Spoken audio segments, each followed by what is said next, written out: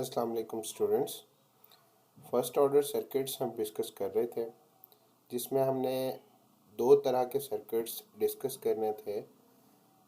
RC circuits को हमने last lecture में काफ़ी डिटेल में स्टडी किया और आज हम आरएल सर्किट्स को देखेंगे किस तरह से उसमें हम डिफरेंट पैरामीटर्स कैलकुलेट करते हैं और उसका नेचुरल रिस्पांस किस तरह से फाइंड आउट करते हैं।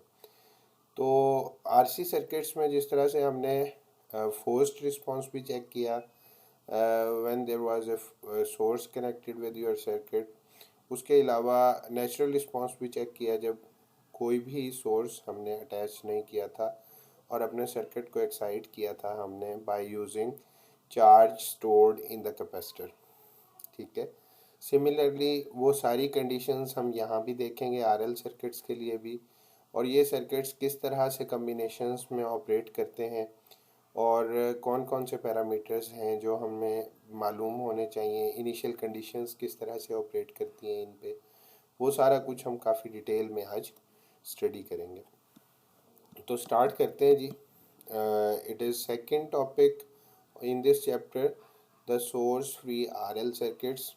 और इसमें अगर हम बात करें तो as far as figure is concerned or circuit is concerned, you can see that inductor and capacitor, inductor and resistor are connected, and the voltage across inductor is VL, whereas the voltage across resistor is VR, and you have to calculate value of I here। और इसके लिए आप simple KVL apply करेंगे और KVL के बाद जितनी भी वोल्टेजेस हैं उन सारी वोल्टेजेस को आप एडअप कर लेंगे। तो यहाँ पे वीएल है और वीआर है, इन दोनों को एडअप कर लेंगे और it will be equivalent to zero. उसके बाद वीएल की वैल्यू आपको पता है L is equal to D I over D T होती है इंडक्टर्स लॉ के थ्रू, और ओहम्स लॉ के थ्रू वोल्टेज वी आर की वैल्यू आई आर होती है। तो सिंपली थोड़ा सा आगे चल के देखते हैं कि ये इक्वेशंस किस तरह से ऑपरेट करती हैं। Consider the series connection of a resistor and inductor as shown in figure 7.11। और goal is to determine the circuit response which we will assume to be the current I of T. वहाँ पे हमने we of T calculate किया था, यहाँ पे हम I of T calculate करेंगे through inductor. We select the inductor current as the response in order to take advantage of the idea that the inductor current cannot change instantaneously at t is equal to 0. We assume that the inductor has an initial current I naught। अब यहाँ पे वहाँ पे हमने initial voltage calculate की थी V not, यहाँ पे हम initial current through inductor calculate करेंगे I नॉट। I नॉट की वैल्यू जो है that is t is equal to zero, so I zero is equal to I not. अगर आई नॉट हमारे पास हो with the corresponding energy stored in the inductor, उसके formula से हम energy stored in inductor calculate कर सकते हैं डब्ल्यू नॉट, और W zero is equal to half L I not square. L I square होता है I is equal to I not, so half L I square will be your 7.14 equation. इसके बाद apply KVL around the loop, जो हमने पिछली slide में किया। Loop में आपने केवीएल अप्लाई कर दिया। When you are applying KVL to calculate voltages, VL is equal to LDI over dt and VR is equal to IR, thus you can place both equations and values of voltage across inductor and resistor, and in this case you can see that by reshuffling this equation you may get di over dt plus r over l into I is equal to 0।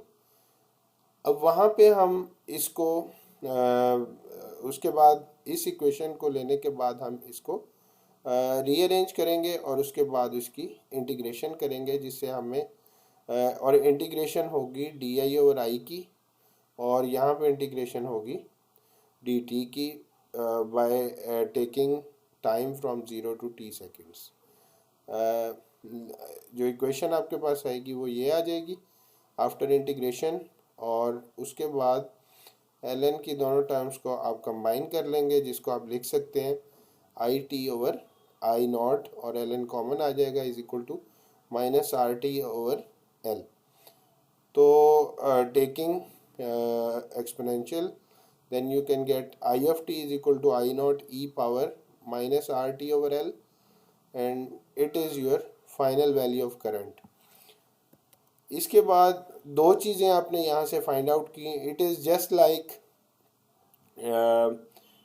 capacitor RC circuit, but here you are taking time constant as tau is equal to L over I R, and in that case you were taking tau is equal to RC.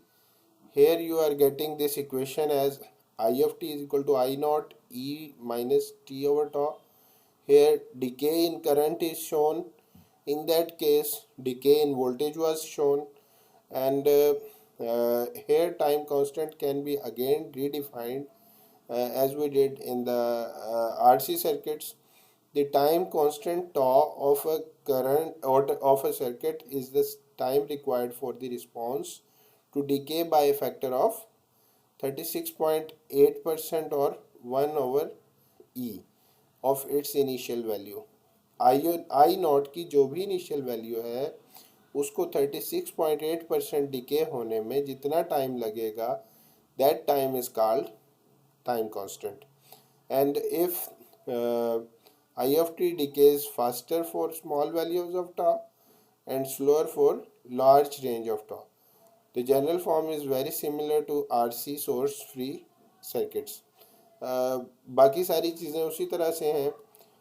उसके बाद अगर हम comparison करें इसका RC और RL circuits का, तो आपको नज़र आ रहा है कि RL सर्किट्स में I of t की वैल्यू decay in current है, where it is decaying with the ratio of L over R, and on the contrary side you may see that RC in RC source free circuits voltage is decaying element, and here it is decayed by the ratio of RC.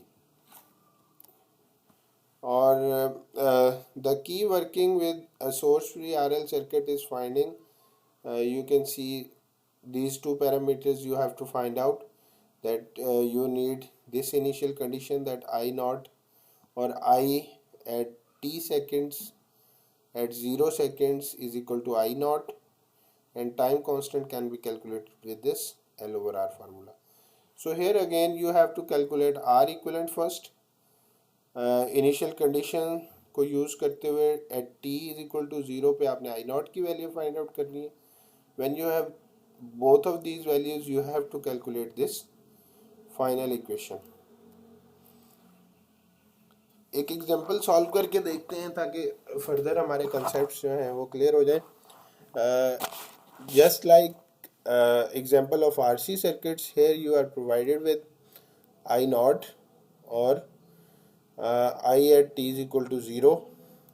It is given as 10 ampere. Calculate I of t and ITX in the circuit for figure 7.13. इस figure के लिए आपने calculate करनी है value. Now there are two ways we can solve this problem. One way is to obtain the equivalent resistance at the inductor terminals and then use equation 7.20. The other way is to start from scratch by using Kirchhoff's law. अब हम देखते हैं दोनों methods में से कौन सा हमारे लिए ज़्यादा सूटेबल और आसान है. सबसे पहले वो कहता है कि यहाँ पे क्योंकि आपको ये डिपेंडेंट करंट सोर्स गिवन है, डिपेंडेंट वोल्टेज सोर्स गिवन है जिसकी वैल्यू 3i, इस वजह से जब आपने इसकी इक्विवेलेंट रेजिस्टेंस कैलकुलेट करनी है तो इक्विवेलेंट रेजिस्टेंस इस डिपेंडेंट सोर्स की वजह से डायरेक्टली कैलकुलेट नहीं हो सकती. इसको आप पहले क्या करेंगे, इस इंडक्टर को रिमूव करेंगे पहले, और इस इंडक्टर की जगह पे 1 वोल्ट का या तो वोल्टेज सोर्स लगाएंगे या फिर 1 एम्पेयर का करंट सोर्स लगाएंगे, जो हमने Thevenin resistance Thevenin equivalent theorem में निकाली थी, जिस तरह आर इक्विवेलेंट। ठीक है, तो जब इसको रिमूव कर देंगे तो इस टर्मिनल पे आपने 1 वोल्ट का वी नॉट अप्लाई कर दिया और आई नॉट की वैल्यू आपने फाइंड आउट करनी है। ठीक है, ये 1 वोल्ट गिवन है। अब R equivalent Thevenin R equivalent क्या होती है? R is equal to V over आई।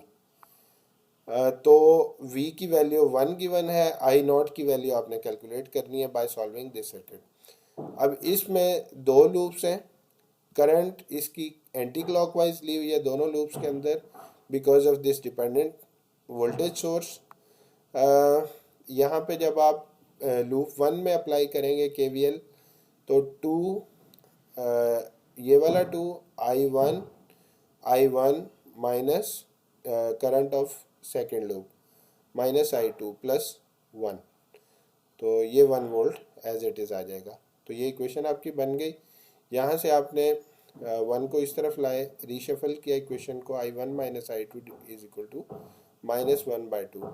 ठीक है, इसके बाद आपने क्या करना है, सेकेंड लूप के ऊपर केवीएल अप्लाई करना है। तो सेकेंड लूप के ऊपर केवीएल -3i1 और उसके बाद फिर ये 4i2 और यहाँ से 2i2, ये 6i2 हो जाएगा।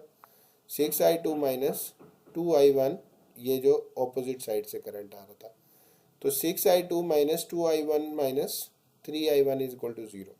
यहाँ से i2 की वैल्यू आ जाएगी 5/6 is equal to i1। i1 की वैल्यू कैलकुलेट कर ली और i1 के ऑपोजिट जो करंट होगा दैट इज i0। ठीक है, तो यहाँ से डायरेक्ट 3 एम्पेयर की आपकी i0 की वैल्यू आ गई। अब आपने क्या करना है, थेवेनिन इक्विवेलेंट में आर इक्विवेलेंट होता है voltage divide by I not, V not divide by I not. V not की वैल्यू 1 वोल्ट का सोर्स था और आई नॉट की वैल्यू 3 एम्पेयर है। तो यहाँ पे आप टाइम कांस्टेंट निकाल सकते हैं जब आर इक्विवेलेंट आ गया। Tau is equal to L over R equivalent. L की वैल्यू 1/2 आपने कैलकुलेट की थी, वो गिवन थी बल्कि, और आर इक्विवेलेंट आपने फाइंड आउट किया अभी, तो it will give you 3/2 seconds. Thus, the current through the inductor can be calculated by using the equation of natural response, that is I of t is equal to I naught। I naught की value आपको given थी 10 और e minus T over tau, tau की value आपने ऊपर calculate की है। तो at t greater than 0 your I T is this one. And second method इसका क्वाइट सिंपल है कि अगर आप डायरेक्टली केवीएल अप्लाई कर दें दोनों लूप्स के ऊपर इस सर्किट के अंदर, तो डायरेक्टली आप अप्लाई करेंगे तो ये करंट की डायरेक्शंस आपको गिवन है, ये भी एंटी क्लॉकवाइज होगी, यहाँ भी एंटी क्लॉकवाइज होगी, और इंडक्टर से जो करंट होगा वो करंट होगा minus L D I one divide by D F T, जो इंडक्टर करंट का फार्मूला है, प्लस 2i1 माइनस आई2। ठीक है, दूसरी यहाँ पे 2i1 माइनस आई2 की वैल्यू आ गई एज इट इज। उसके बाद इसको अगर आप रीशफल करना चाहें तो you can reshuffle it by multiplying whole equation with 2। 2 से मल्टीप्लाई करेंगे तो ये 2 कैंसिल हो जाएगा, इसके साथ 2 मल्टीप्लाई होगा 4 आ जाएगा, उस 4 को अंदर मल्टीप्लाई करेंगे 4i1 minus 4i2 is equal to 0। इसी तरह लूप 2 के लिए इक्वेशन आप फाइंड आउट कर लेंगे। यहाँ पे देखें, इसके लिए जब आप फाइंड आउट करेंगे तो -3i1 प्लस 4i2 प्लस वो सेम इक्वेशन बन जाएगी जो यहाँ पे हमने फाइंड आउट की थी। तो ये लूप 2 की इक्वेशन आ गई, यहाँ से आपने i2 की वैल्यू निकाली और उसमें प्लेस की। ठीक है, सिंपल जो इक्वेशन आपके पास आएगी ये आ जाएगी। उसके बाद रीअरेंजिंग द टर्म्स, आई की टर्म्स को अलहदा कर लेंगे और उसके बाद फिर इसका डायरेक्टली इंटीग्रेशन ले लेंगे जैसे हमने पहले इंटीग्रेशन ली थी, और इंटीग्रेट करते हुए जो वैल्यूज़ आएंगी दैट इज़ 0 to t, और फाइनल इक्वेशन आपकी वही आ जाएगी जो हमने पीछे कैलकुलेट करके आए हैं मेथड 1 के थ्रू। ठीक है, तो ये फाइनल आंसर आपका आ जाएगा। इसके बाद सेकेंड एग्जांपल हम अगर देखें, it is also similar like we did in RC circuits. तो यहाँ पे क्या होगा, यहाँ पे भी उसी तरह से होगा कि the switch is in the circuit is closed but at T seconds it is open. So before T seconds ये कनेक्टेड था तो सर्किट आपका कुछ इस फॉर्म में था। जब सर्किट आपका इस फॉर्म में था तो सिंपल जो इंडक्टर है it acts as a short circuit to DC. तो ये शॉर्ट सर्किट हो गया, यहाँ से ये शॉर्ट सर्किट हुआ तो 16 ओम का जो रेजिस्टेंस थी वो भी इसके साथ शॉर्ट हो गई। तो सर्किट आपके पास ये बचा टी लेस देन ज़ीरो पे। टी लेस देन ज़ीरो पे ये सर्किट बचा। तो आप सिंपल रेजिस्टेंसेस को सॉल्व कर सकते हैं। 12 ओम और 4 ओम आपस में पैरेलल में इन दोनों को इकट्ठा कर लेंगे तो ये आंसर देगा 3 ओम का। उसके बाद V is equal to I R, I is equal to V over R. वी की वैल्यू आपको गिवन है 40 और आर ये 2 और जो इसका रिजल्टेंट 3 आएगा वो आपस में सीरीज में होंगे, वो एडअप हो जाएंगे। तो I1 की वैल्यू आ जाएगी 8 एम्पेयर। अब इनसे सिंगल करंट फ्लो कर रहा था लेकिन हमें वैल्यू आई ऑफ टी की चाहिए। और आई ऑफ टी की वैल्यू कैसे निकालेंगे आप, करंट डिवीजन अप्लाई करके। 12/12 plus 4 I1 is equal to 6 ampere. At T less than zero the value of I of T is 6 ampere. तो यहाँ पे भी अगेन हम वही केस अप्लाई करेंगे जो हमने वोल्टेज के केस में अप्लाई किया कि इंडक्टर के थ्रू जिस तरह कैपेसिटर के थ्रू वोल्टेज सडनली चेंज नहीं होती इंस्टेंटेनियसली, यहाँ पे इंडक्टर के थ्रू करंट भी चेंज नहीं होता इंस्टेंटेनियसली। हैंस जो करंट लेस देन ज़ीरो पे होगी T is equal to less than zero पे, वही T is equal to zero पे भी करंट की वैल्यू होगी। तो I zero is equal to I zero minus and it is 6 ampere. अब अगर टी ग्रेटर देन ज़ीरो की बात करें, the switch is open and the voltage source is disconnected. We have the source R L circuit in the figure. यहाँ पे हमारे पास ये अब सोर्स के तौर पे काम करेगा। और उसके बाद फिर अगेन हम combining the resistors R equivalent calculate कर लेंगे। आर इक्वलेंट की वैल्यू आपके पास आ जाएगी 8 ओम और टॉ की वैल्यू आप उससे डायरेक्टली फाइंड आउट कर सकते हैं। तो the time constant is tau is equal to L over R equivalent और यहाँ से 1/4 सेकेंड्स आ गया। Thus I T is equal to I of zero, I of zero is 6 e minus T over tau. वो आपके पास direct value आ जाएगी। That's it. Simple है बिल्कुल उसी तरह से जिस तरह आप आरसी सर्किट्स को सॉल्व करते हैं। यहाँ पे आप आरएल सर्किट्स को बिल्कुल उसी तरह से सॉल्व करेंगे और इनिशियल कंडीशंस इसकी उसी तरह से अप्लाई होंगी जिस तरह वहाँ पे अप्लाई होती थी। जस्ट डिफरेंस क्या है कि वहाँ पे जब आप नेचुरल रिस्पांस कैलकुलेट करते थे तो नेचुरल रिस्पांस में हमेशा आप वैल्यू फाइंड आउट करते हैं उस केस में वोल्टेज की, जो कि डिकेइंग कांस्टेंट है, डिकेइंग वैल्यू है वोल्टेज की। टॉ कैलकुलेट करते हैं by multiplying R equivalent into C से। उसके ऑपोजिट यहाँ पे आप क्या करते हैं, यहाँ पे आप सिंपल जो वैल्यू है आपकी करंट की उसको डिके करते हैं। वो वैल्यू डिके होती है, उसका नेचुरल रिस्पांस कैलकुलेट करते हैं सर्किट को यूज़ करते हुए और आर इक्वलेंट उसी तरह से फाइंड आउट करते हैं।